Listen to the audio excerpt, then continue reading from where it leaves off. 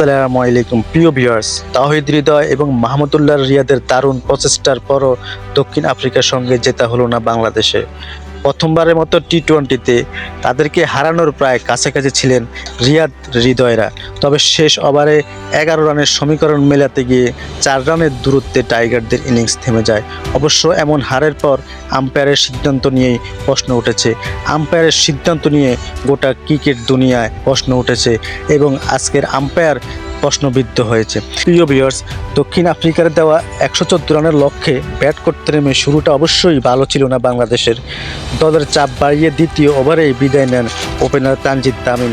এরপর দলীয় 29 রানে আরেকবার ব্যর্থ হয়ে ফেরেন লিটন দাস। প্রিয় ভিউয়ার্স, তাওহিদ হৃদয় বলেন, বাংলাদেশ ফাইনাল খেলার মতো একটি যোগ্য দল। এমন কথা শুনলে কার না হাসি আসবে, যেখানে লিটন দাস, সৌম্য, নাজমুল হাসান শান্ত, সাকিব, তানজিদ তামিম তারা ব্যর্থ, সেখানে এই টিম নিয়ে নাকি বাংলাদেশ ফাইনাল খেলবে। প্রিয় ভিউয়ার্স, আম্পায়ারের এমন সিদ্ধান্তর কড়া সমালোচনা করেন সাইমন ডল।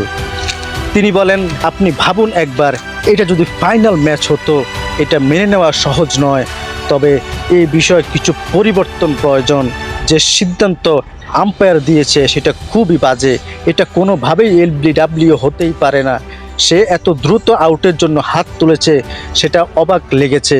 তবে গোটা টুর্নামেন্টেই আম্পায়াররা অনেকগুলো বাজে সিদ্ধান্ত দিয়েছে।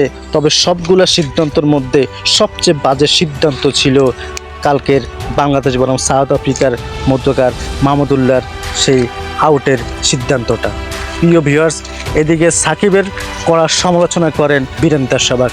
তিনি বলেন, লজ্জায় সাকিবের অবসর নেওয়া উচিত।